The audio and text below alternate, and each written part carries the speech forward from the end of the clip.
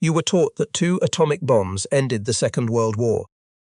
What if I told you that in the 72 hours between those 2 mushroom clouds, on the other side of the world, a Soviet army the size of D-Day tore through a Japanese force of nearly 1 million men, and that the men who actually made the decision to surrender Japan spent more time in that room talking about the Soviets than about Nagasaki?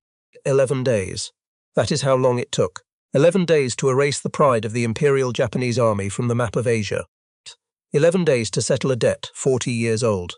11 days that shaped the world you have lived in ever since. The 2 Koreas, Communist China, the disputed islands still in the news tonight. Somewhere along the Amur River, in a wooden guard post that smelled of pine and cheap tobacco, a 17-year-old Japanese sentry rubbed his hands against the August chill. He had been in Manchuria for 6 weeks. His rifle was older than he was, an Arisaka Type 38, first issued in 1905. He did not know that number would matter tonight. At 10 minutes past midnight, local time, the sky behind him tore open. The first Katyusha salvos came in low and fast, howling like something from an old folktale. The pine trees ignited. The guard post disappeared. Somewhere in the smoke, a boy who had never fired his rifle in anger died before he understood he was at war. 6,000 kilometers away, a B-29 named Boxcar was already in the air with its second payload. Within hours, a city would vanish.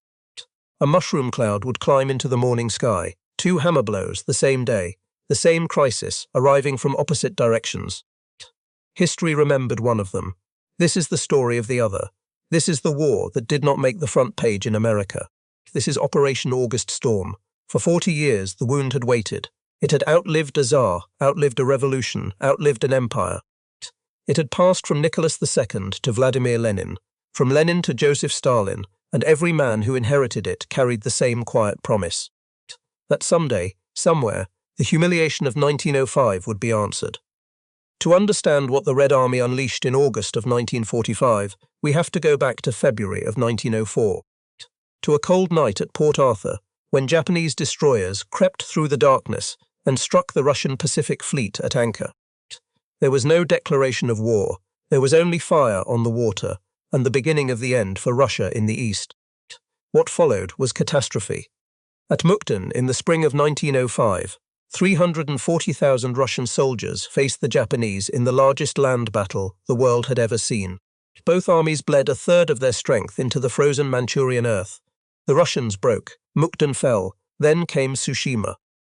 The Russian Baltic Fleet had sailed halfway around the world, 18,000 nautical miles, to break the blockade of Port Arthur. On the 27th of May, in the narrow straits between Korea and Japan, Admiral Togo was waiting. What followed was not a battle. It was an execution. 2/3 of the Russian fleet was sunk or captured within 36 hours. Thousands of sailors drowned in dark water. The Japanese lost 3 torpedo boats. Tsushima was not just a defeat, it was the most complete naval annihilation since Trafalgar. And for the first time in the modern age, an Asian power had shattered a European empire in open war. The treaty came in September, signed in a place called Portsmouth, New Hampshire. Russia gave up Port Arthur. Russia gave up the Liaodong Peninsula. Russia gave up the southern half of Sakhalin Island. Russia recognized Japan's mastery of Korea and withdrew from Manchuria. At home, the humiliation cracked something loose. Strikes swept the empire. Sailors mutinied on the battleship Potemkin. The revolution of 1905 forced Tsar Nicholas II to grant a constitution he had no intention of honoring. The empire limped on for another 12 years, but something inside it had already died. When the Bolsheviks tore down the last of the Romanovs in 1917, they inherited the debt. Lenin did not forget Tsushima, Stalin did not forget Port Arthur, and a generation of Soviet officers, men who would one day command tank armies from Berlin to the Pacific, grew up studying those failures the way surgeons study fatal errors. Out of that wound, a new theory of war was born. They called it Glubokaya Operatia, deep operations. The idea was radical for its time. You did not attack an enemy line. You broke it in multiple places at once. You bypassed his fortresses. You drove hundreds of kilometers into his rear before he could turn around. You did not push him back. You made him disappear. By 1936, the doctrine was written down in the Red Army field manuals. By 1941, its architects had mostly been shot in Stalin's purges. And by 1945, the men who had survived, Men like Vasilevsky, Malinovsky, Meretskov, Zhukov had spent 4 years testing that theory against the German Wehrmacht. They had learned, they had bled, they had won. Now they were being sent east. And here is the first thing Tokyo did not know. At the Yalta Conference in February of 1945, in a Crimean palace still scarred by German shellfire, Joseph Stalin made a private promise to Franklin Roosevelt. Within 3 months of Germany's defeat, the Soviet Union would enter the war against Japan. In exchange, Stalin would take back everything Russia had lost in 1905: southern Sakhalin, the Kuril Islands, Port Arthur, influence in Manchuria. The agreement was secret. It was not published. It was not shared with any Japanese diplomat, any Japanese soldier, any Japanese official at any level. And so, for the next 6 months, while Soviet divisions were quietly boarding trains for the east, Tokyo was doing something almost beyond belief. Japanese diplomats were begging Moscow, begging the very country now preparing to destroy them, to serve as a peace broker with the United States. They sent cable after cable. They offered concessions. They pleaded. The Soviet Foreign Ministry replied with polite delays. The knife was already at Japan's back. She just could not see it yet. In Xinjiang, the capital of the Japanese puppet state of Manchukuo, an old cavalryman sat at his desk and tried not to think about how few soldiers he really had. His name was Yamada Otozo. He was 63 years old. He had commanded the Kwantung army since April of 1944. On paper, his command was still the pride of the empire. 24 divisions, nearly 700,000 regular troops. Add in the Manchukuo puppet army and the Mudanjiang forces, and the total climbed toward 1 million men. On paper. In reality, Yamada was in charge of a ghost. The Pacific War had been eating his army for years. Every time an American Marine landed on another island, Tokyo reached back into Manchuria and pulled out another elite division. The best men had gone to the Philippines. The best men had gone to Okinawa. The best men had gone home to dig trenches on the beaches of Kyushu. What was left in Manchuria in August of 1945 was not the Kwantung army the world remembered. Of 24 divisions, only 6 were rated combat ready. The rest were half strength, half trained, or half imaginary. Boys of 16, reservists in their 40s, clerks handed a rifle and told they were now soldiers of the emperor. And their equipment was a museum. This is the second thing Tokyo did not want to admit. The Kwantung army fielded roughly 1,150 tanks. Most of them were Type 95 Hargo light tanks. Their armor was 12 mm thick. Their main gun was a 37 mm cannon designed in the 1930s. Against the front or turret armor of a Soviet T-34-85, the Hargo could not penetrate at any realistic combat range. Not at 500 meters, not at 50 meters. It was firing pebbles at a wall of steel. The T-34, on the other hand, could kill a Hargo at 1,000 meters. Long before the Japanese crew even saw the flash, this was not a mismatch. This was 2 different centuries of warfare sharing the same battlefield. The Japanese officers knew.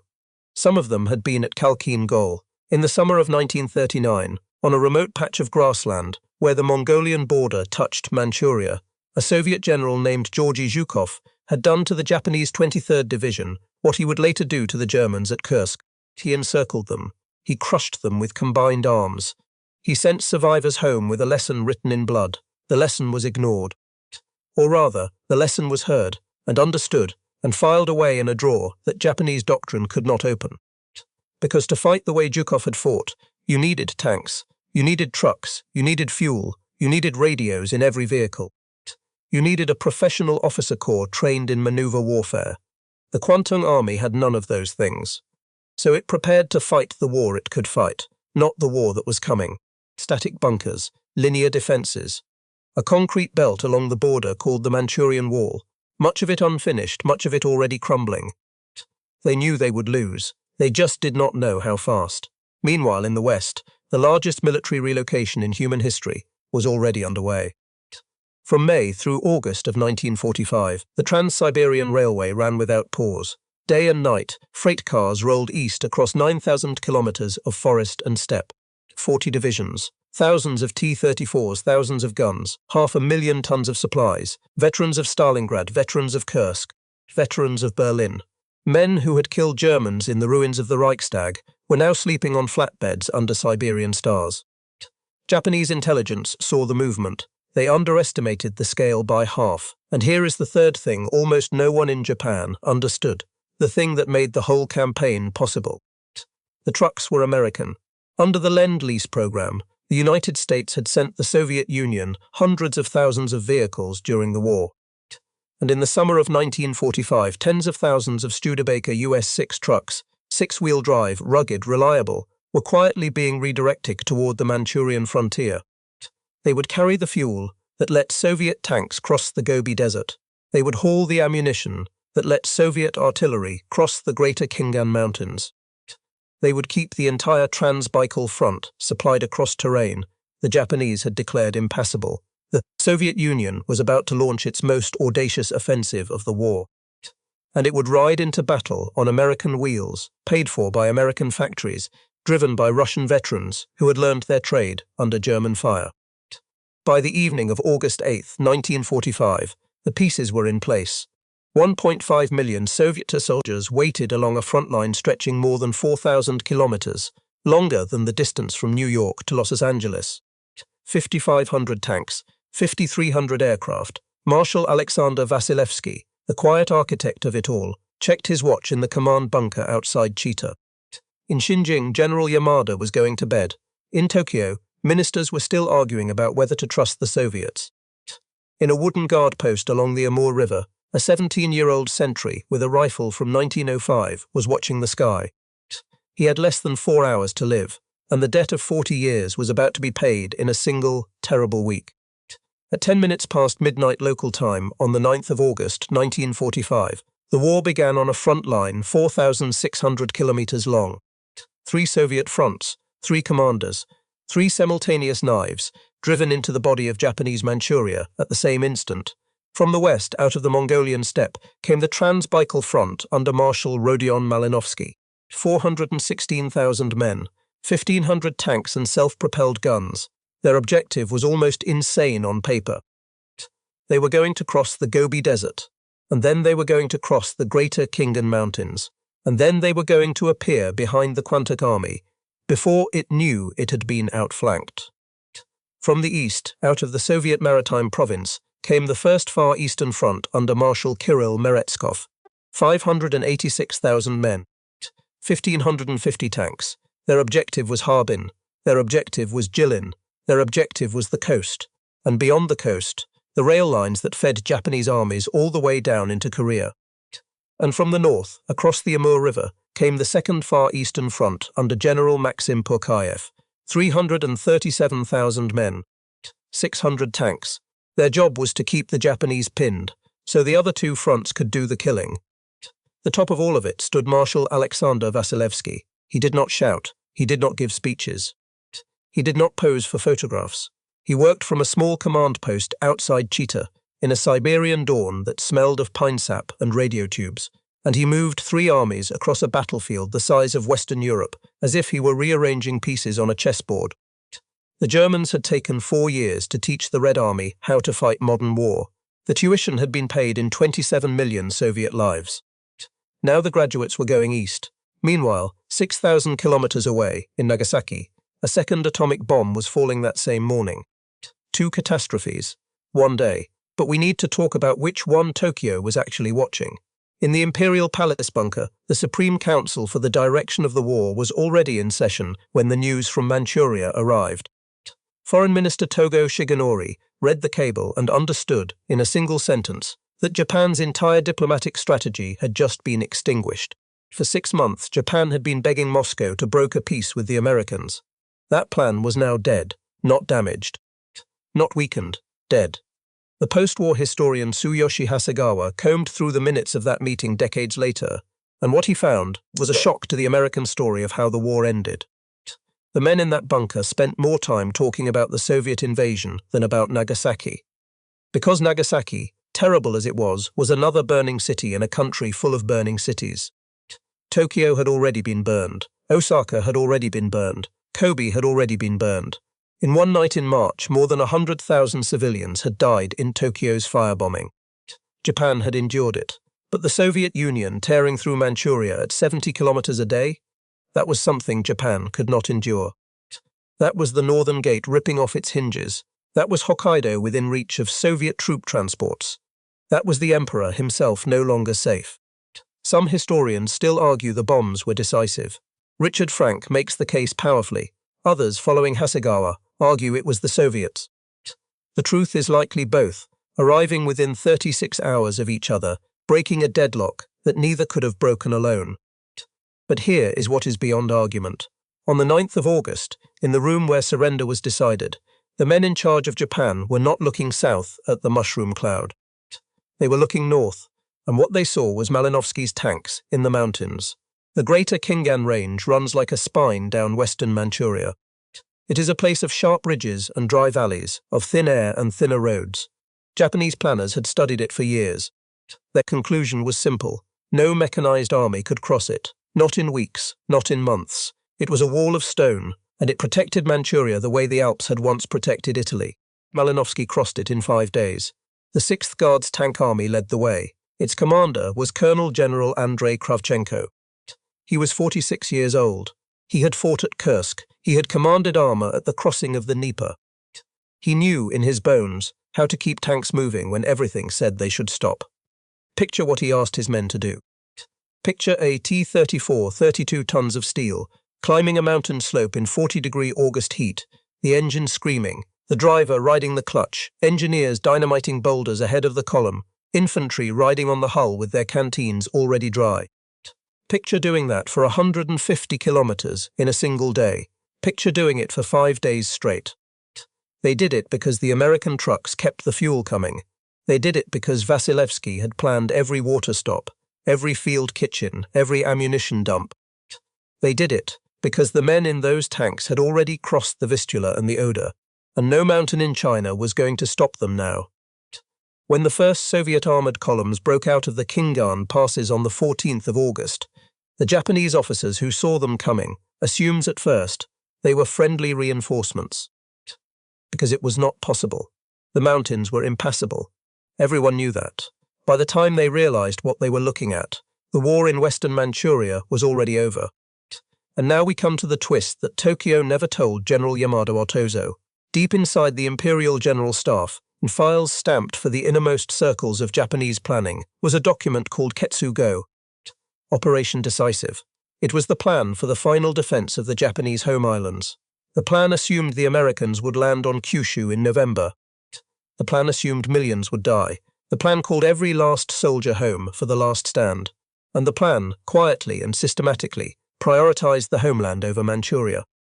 Every division that could be spared had already been pulled back. Every rifle that could be shipped had gone south. What remained under Yamada's command was, in effect, expendable, though no one in Tokyo had told him so in those words. He was still writing orders from Xinjiang as if reinforcements might come, as if the homeland was still watching, as if his 1,000,000 men mattered. They did not. The old cavalryman in Xinjiang was commanding an army his own high command had already, in the arithmetic of the endgame, written off. The only place that fought back the way the Kwantung army was supposed to fight back was a city called Mudanjiang. Mudanjiang sat at a rail junction in eastern Manchuria. It was the hinge that connected the Japanese interior to the Soviet border. If it fell quickly, Meretskov's tanks would roll straight through to Harbin. So the Japanese Fifth Army, under Lieutenant General Shimizu Noritsune, dug in and prepared to die there. For 4 days, from the 12th to the 16th of August, they did. The Japanese soldiers at Mudanjiang did not have anti-tank guns that could kill a T-34. So they became anti-tank guns themselves. They called the tactic Nikuhaku Kogeki, human bullet attack. A soldier would strap a satchel of explosives to his chest, or hold a pole-mounted shaped charge, and he would wait a trench or a shell hole until a Soviet tank rolled close enough. And then he would run. Some of them made it. Most of them did not. Soviet tank crews described it later with a kind of horror they had not felt in Berlin. In Germany, the enemy had died fighting to survive. Here, the enemy died having already decided he would not.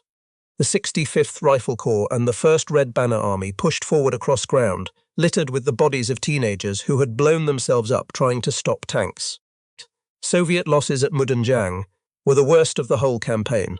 Somewhere between 200 and 300 armoured vehicles damaged, perhaps 90 destroyed outright. But Shimizu had no reserves, no air support, No supply of anything except more boys with satchel charges. On the 16th of August, Mudanjiang fell. The Fifth Army disintegrated. The road to Harbin was open, and in Xinjiang, the walls were closing in on Yamada Otozo. His communications had collapsed within 48 hours of the invasion. His forward divisions had gone silent one by one, like lights going out in a distant city. Lieutenant Colonel Hayashi Saburo, one of his staff officers, wrote in his memoir later of what those hours were like inside the Kwantung Army headquarters. He described phones ringing that no one could answer because the units on the other end no longer existed. He described maps being redrawn hour by hour, always in the wrong direction. He described the growing understanding, in the pit of the stomach, that this was not a battle being lost. This was an army being deleted. On the 10th of August, Yamada ordered a general withdrawal. The order arrived in most places too late, or not at all. Then came the 15th of August, and the voice on the radio. For the first time in Japanese history, ordinary people heard the voice of their emperor. Hirohito's high, formal court Japanese, crackling through radio speakers across an empire that no longer existed. He did not use the word surrender. He said the war situation had developed not necessarily to Japan's advantage. He spoke of a new and most cruel bomb. He asked his subjects to endure the unendurable, and here is a twist that the American story of the war has almost forgotten. The war did not end on the 15th of August. Not in Manchuria, not for the Kwantung Army, not for the Soviet spearheads still hundreds of kilometers, deep in a country that no longer knew it was at peace. In some Japanese units, officers refused to believe the recording was real. It had to be a fake, a trick, American propaganda. The 7th Japanese Area Army in Hylar kept fighting until the 26th. Isolated garrisons held out for weeks. And the Soviets, for their part, kept attacking. On purpose, because Stalin had a checklist. Southern Sakhalin, the Kuril Islands. Every piece of ground that had been taken from Russia in 1905, and every piece of ground that Yalta had promised for 1945. If the guns stopped now, if the maps froze on the 15th, some of those pieces would still be Japanese in the morning. So the guns did not stop. From the 18th of August through the beginning of September, Soviet forces conducted a separate landing operation in the Kurils, seizing island after island against garrisons, who had already been told by Tokyo that the war was over. Men died in the fog of Shumshu Island for a peace that had already been declared. This was not a mistake. This was policy. 5 extra days of war bought a border that would still be disputed 80 years later. Meanwhile, on the 18th of August, at an airfield outside Harbin, one of the strangest surrenders of the entire Pacific War was about to unfold. A Soviet transport plane touched down. Out stepped Major General Georgy Shelakov, Deputy Chief of Staff of the 1st Far Eastern Front, and 120 paratroopers. That was the entire Soviet presence in Harbin at that moment. 120 men. Inside the city were more than 40,000 Japanese soldiers. Shelakov walked into the Yamato Hotel, in the center of a city that could have annihilated him, and demanded to see the commanding Japanese officer. What he found was Lieutenant General Hata Hikosaburo, Chief of Staff of the Kwantung Army. Hata was not there to fight. Hata was there because the Emperor's voice on the radio 3 days earlier had left him with no other option. The Kwantung Army was ordered to surrender. Yamada had authorized it. Hata had come to Harbin because it was the largest population center under Japanese control, and because he needed someone in a Soviet uniform to formally accept the capitulation. The strange thing was not that Hata surrendered. The strange thing was that there was almost no one to surrender to. Shelakov and his 120 men held a city of 40,000 enemy troops through the sheer administrative fact of having arrived first.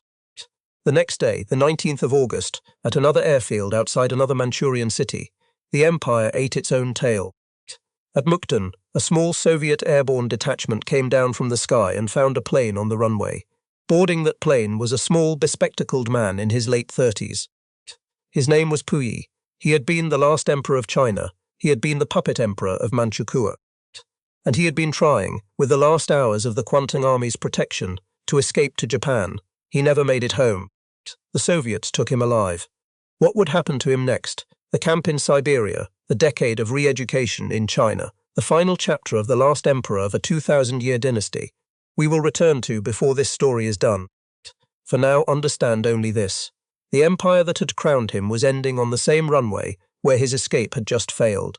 That is what August 1945 was doing. It was not just ending a war, it was ending a world. On the 22nd of August, Soviet forces reached the harbour at Lushun. The Americans called it Port Arthur. The Russians remembered it another way. This was the fortress that had fallen in 1905, after a siege so brutal it had produced a generation of Russian veterans who dreamed of it for the rest of their lives. This was the ground where the Baltic fleet had been sailing to when Togo cut them apart at Tsushima. This was the beginning of a wound 40 years old. The Soviet commander who accepted the surrender at Lushun was Colonel General Afanasy Beloborodov. He was 42 years old. He had fought at Moscow in the terrible winter of 1941. He had crossed into East Prussia. He had earned the Gold Star of a hero of the Soviet Union twice.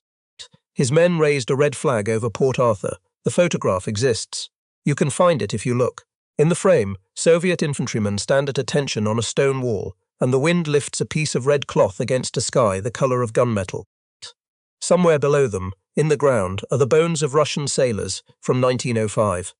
Somewhere in the harbour, still, is the wreckage of the battleship Petropavlovsk, which had sunk in that water 41 years earlier with Admiral Makarov aboard. They were not forgotten in that moment. Vasilevsky made sure of it. Radio Moscow led its evening broadcast with the news. The word Tsushima returned to Soviet newspapers after 4 decades of exile, not as a defeat, as a debt now paid. That is how Marshal Vasilevsky had planned it from the beginning. Port Arthur was not the most strategically valuable objective in Manchuria. Harbin was, Mukden was, the Trans-Siberian rail junctions were. But Port Arthur was the objective that mattered to a generation of Russian officers who had grown up in the shadow of their father's shame. And when the flag went up on the 22nd of August, 40 years of Russian humiliation ended on a stone wall above the water. By the time the guns finally began to fall silent, the numbers were almost impossible to believe.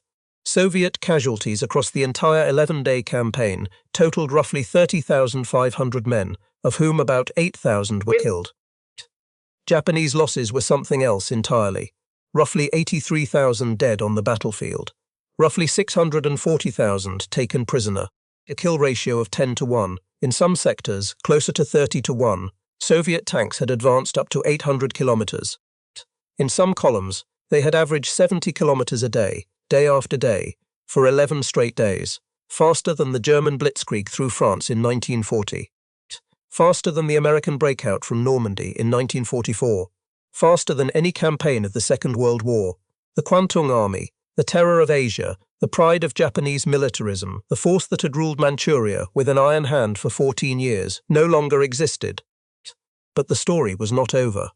Because for the men who had surrendered, for the men who had thrown down their rifles when the Emperor's voice came on the radio, the war was ending in a way none of them had imagined. They thought they were going home. They were going to Siberia. And what happened to them there? And what happened to the doctrine that destroyed them? And what happened to the world their surrender created would define the next 50 years of history. The 11 days were over. The reckoning had just begun. When the shooting finally stopped, the ledgers we have already walked through were terrible, in a way that only paper can be terrible. 30,500 Soviet casualties. 8,000 of them dead, 83,000 Japanese dead on the battlefield, somewhere between 590,000 and 640,000 Japanese prisoners, standing in columns that stretched to the horizon in every direction. Whole divisions had walked into Soviet lines with their hands up, and there simply were not enough clipboards in Manchuria to record them all. The Kwantung Army, on paper, had ceased to exist. But the story of what the Soviets took out of Manchuria did not stop at the surrender ceremony. Because in the weeks after the flag went up over Port Arthur, another operation began. Quieter, slower, almost no cameras. And in its own way, just as consequential as the tank columns had been. The Japanese had spent 14 years turning Manchuria into an industrial engine. Steel mills at Anshan, coal mines at Fushun, aircraft plants, machine tool factories, chemical works, hydroelectric dams on the Yalu River. The whole apparatus of a modern war economy, built by Japanese engineers on Chinese soil, Soviet crews began dismantling it. Lathes were unbolted from concrete floors and loaded onto flat cars. Generators were pulled out of powerhouses. Rolling stock was uncoupled and sent north. Entire factories, brick by brick and machine by machine, were shipped across the Amur into the Soviet Far East. In 1946, an American investigation led by Edwin Pauley would try to put a dollar figure on what had been removed. His report estimated the direct loss at $858 million in 1945 currency, somewhere between $10 and $20 billion in the money of our own time. The Soviet Union denied it. The Chinese, on whose land it all sat, protested and were ignored, and the industrial spine of Northeast Asia was quietly transplanted into the workshops of Vladivostok and Khabarovsk, where it would help build the post-war Soviet Pacific. Among the crates going north was something the world would not learn about for decades: files, ledgers, frozen tissue samples in glass jars. The paper trail of a place called Unit 731. We will come back to Unit 731. First, we need to talk about the men. 640,000 of them, by most estimates. Japanese soldiers, sailors, engineers, clerks, cooks, colonial administrators, and a large number of civilians who had made the mistake of being in Manchuria in August. They were told at first that they would be repatriated. Some of them believed it for a few weeks. Then the freight trains started rolling north. At Potsdam, the Allies had agreed that surrendered Japanese personnel would be sent home. Stalin, quietly, did something else. He signed an order on the 23rd of August, 1945. 500,000 Japanese prisoners were to be transferred to camps inside the Soviet Union and put to work. They went to the Baikal-Amur main line, laying track through permafrost. They went to the coal seams of Karaganda in Kazakhstan. They went to the timber forests of Krasnoyarsk. They went to the copper mines of the Kolyma River, in some of the coldest inhabited terrain on the planet. 40 below zero was not a story to them. 40 below zero was Tuesday. Their rations were 300 grams of black bread and thin soup. Their barracks had gaps in the walls you could put your hand through. They had come from a subtropical war in China and a temperate homeland in Japan, and now they were sleeping on wooden planks in a place where a man could freeze to death walking from the latrine. The official Japanese Ministry of Health and Welfare figure for how many of them died is close to 60,000. Some estimates, counting the missing and the never accounted for, run considerably higher. 9 or 10% of the entire prisoner population gone in the snow. The last of them did not come home until 1956, 11 years after the war they had been told was over. One of the men who survived was a scholar named Ida Yuji. Before the war, he had been an academic. During the war, he had been an officer. After the war, he was prisoner number something in a Soviet camp for 3 years, cutting wood in temperatures that cracked steel. When he finally came home, he wrote a book called Prisoner of the Russians. It became, quietly, one of the most important texts in the Japanese national memory of the Second World War. Not because it was famous in the West. It was not, but because in Japan, it gave a language to what a generation of families had suffered without one. You have to understand what this looked like from a kitchen in Osaka or a village in Hokkaido. A wife would receive a postcard, sometimes, once every 18 months, a pre-printed Soviet form on which her husband was allowed to check a few boxes. I am alive, I am well. Then nothing for another year, then, sometimes, nothing forever. 60,000 men did not come back at all. Their families, in many cases, never learned when they had died or where they were buried. The Kolyma has swallowed a great deal of history, and it does not give much back. And here is the twist that turns everything grey. Among the prisoners the Soviets took in Manchuria were scientists and officers who had worked at a facility outside the city of Harbin. The facility was called the Epidemic Prevention and Water Purification Department of the Kwantung Army. Its official designation was Unit 731. Its commander was a lieutenant general named Ishii Shiro. For more than a decade, Unit 731 had conducted biological weapons experiments on human beings. The victims were mostly Chinese civilians, but they also included Korean, Mongolian, Soviet, and Allied prisoners of war, men, women, children. Vivisection without anesthesia, deliberate plague, cholera, anthrax, frostbite experiments in which limbs were frozen and then thawed to study tissue damage. The scale of what happened inside those walls is documented, and it is one of the ugliest chapters of the 20th century. When the Soviets moved into Manchuria in August of 1945, the officers of Unit 731 ordered the facility burned. Prisoners still alive inside, Men referred to in the internal paperwork only as logs were killed. Buildings were demolished. Ishii himself fled to Japan. The Soviets caught some of his officers. In December of 1949, in the Russian Far East city of Khabarovsk, 12 Japanese personnel from Unit 731 and related units were put on trial for war crimes. They were convicted. Some were sentenced to 25 years. The trial was broadcast on Soviet radio and published in an official transcript. Moscow made sure the world knew. The world mostly did not care, because in Washington, at the same moment, something else was happening. Ishii Shiro, back in Japan, made a deal. American occupation authorities under General Douglas MacArthur gave Ishii and his senior researchers a grant of immunity from prosecution. In exchange, they handed over their research, the data on human vivisection, the results of the biological attacks, the dosages, the pathogens, the case files. All of it was quietly folded into the American Biological Weapons Program at Fort Detrick, Maryland. Ishii Shiro was never charged. Never tried, never punished. He died in his bed in Tokyo in 1959, age 67.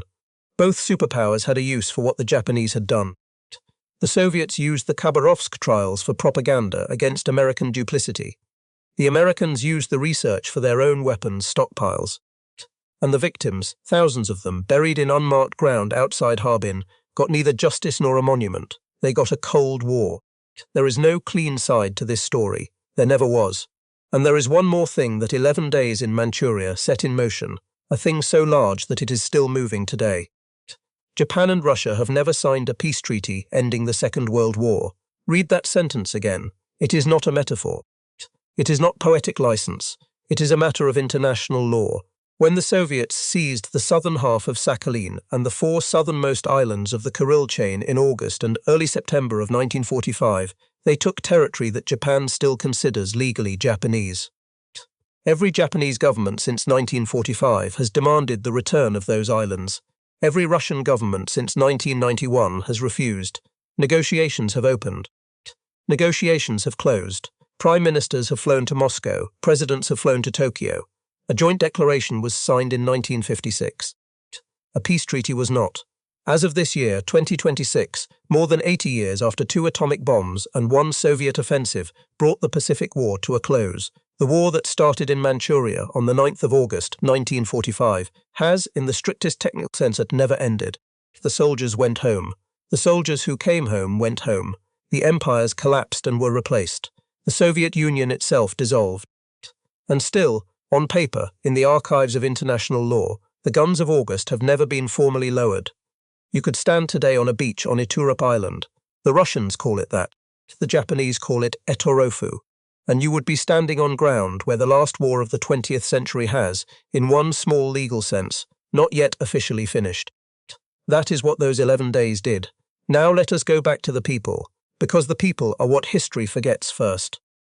General Yamada Otozo, the old cavalryman who had commanded the ghost of the Kwantung army from his desk in Xinjiang, surrendered with his staff. He was taken to the Soviet Union. In 1956, he was one of the officers tried at Khabarovsk in a follow-up proceeding, largely for his position of command over Unit 731. He was sentenced, held, and eventually repatriated to Japan later that same year. He died in 1965. He was 83 years old. He almost never spoke publicly about the 11 days. Lieutenant General Hayashi Saburo, the man who had surrendered Harbin to a Soviet general and 120 paratroopers, went to Siberia with the rest of them. He came home in 1956, an old man in his 60s, and lived quietly. Lieutenant Colonel Hayashi Saburo, the staff officer who had watched the phones stop ringing at Kwantung Army headquarters, survived the camps and came home and became a military historian. His book, which he titled simply Khingan, the Imperial Army, is one of the most valuable Japanese sources on the collapse. He wrote it, he said, so that people would not forget what it had felt like to watch an army disappear. Puyi, the last emperor, came out of Siberia in 1950. The Soviets handed him to Mao Zedong's New People's Republic of China. He spent 10 years in a re-education facility in Fushun. When he was released, the government gave him a job at the Beijing Botanical Gardens, tending flowers. He died of kidney cancer in 1967. He was 61. He wrote an autobiography whose title, in English, is From Emperor to Citizen. It is one of the strangest documents of the 20th century. On the other side, Marshal Alexander Vasilevsky, the quiet architect, received his second Gold Star of a Hero of the Soviet Union for August Storm. He served briefly as Soviet Minister of the Armed Forces after Stalin's death. Under Khrushchev, he was gradually pushed aside, another Stalin-era marshal who did not fit the new politics. He died in Moscow in 1977, aged 82. His memoirs were published, carefully censored, in the last years of his life. Marshal Malinovsky, who had crossed the Khingan Mountains, went on to become Soviet Minister of Defense during the Cuban Missile Crisis.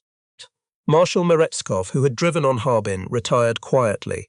Colonel General Kravchenko, who had led the tanks over the mountains, lived until 1955. And somewhere in the Russian Far East, in a series of graves that were never adequately marked, are 60,000 Japanese men who were told the war was over and then made to build railroads until they died. We should say a word, too, about what those 11 days did to the world you and I live in. When the Soviet 25th Army rolled south into Korea in the last days of August 1945, they stopped at a line the Americans had drawn hastily on a National Geographic map in Washington. The line ran along the 38th parallel. North of it, Soviet occupation. South of it, American occupation. It was supposed to be temporary. It was not temporary. Kim Il-sung, a young Korean guerrilla fighter who had spent the war years training with Soviet forces in the Far East, was brought into Pyongyang by the Red Army in the autumn of 1945.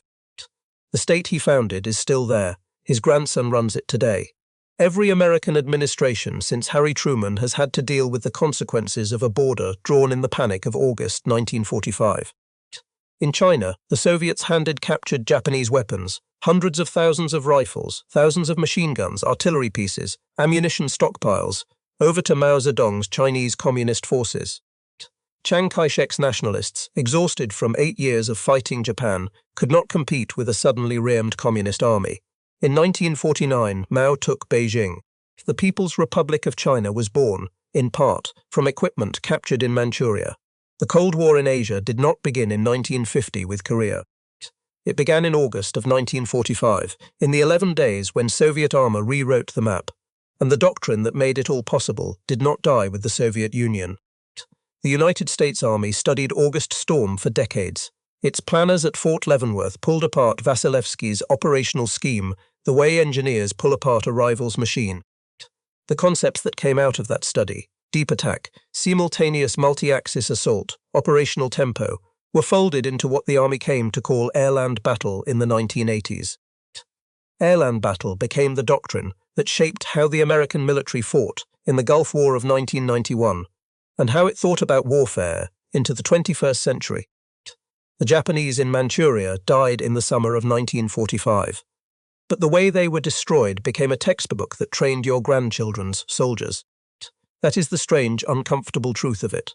The doctrine that annihilated the Kwantung army in 11 days is, in a mutated form, still with us. So what do we do with all of this, at the end?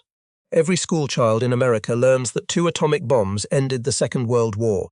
It is not wrong. Hiroshima and Nagasaki were real. The suffering was real. The pressure they placed on Tokyo was real. But it is incomplete. Somewhere in the middle of those 2 mushroom clouds, on the far side of the Sea of Japan, a Soviet army group larger than Eisenhower's D-Day force was tearing through a Japanese army the size of a small country. Somewhere in the greater Khingan Mountains, tanks were doing what Japanese generals had sworn tanks could not do.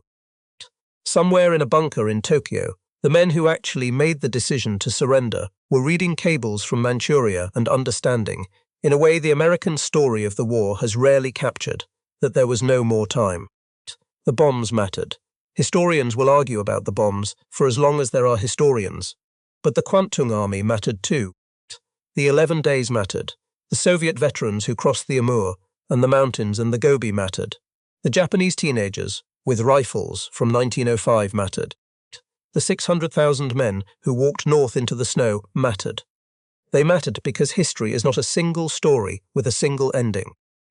It is a room full of witnesses, and most of the witnesses to August 1945 spoke Russian and Japanese and Chinese and Korean, and their voices have been quieter in the American telling than they should have been. 40 years of Russian humiliation ended on a stone wall above the harbour at Port Arthur, in a photograph almost no one in the West has ever seen. A million-man army was erased from the field in the time it takes to read a novel. An empire that had ruled Asia for half a century went to bed on the 8th of August and did not wake up on the 19th. And the world we live in, the two Koreas, the People's Republic of China, the disputed islands in the North Pacific, the doctrine on the shelves at Fort Leavenworth, all of it was born in those 11 days. That is the war that was not on the front page. That is the story that did not make it into the school books. That is Operation August Storm, the 11 days that finished a world war, settled a 40-year debt, and started a Cold War all at once. And if you have made it this far, if you have sat through the whole story of the campaign that history almost forgot, then thank you. Thank you for listening. Thank you for caring about the parts of the past that do not always fit on a plaque. If you want more stories like this one, stories from the corners of the Second World War that the standard histories tend to walk past, subscribe to the channel. There is more coming. There is always more coming. The last century left us more history than any of us can carry alone. We might as well carry it together.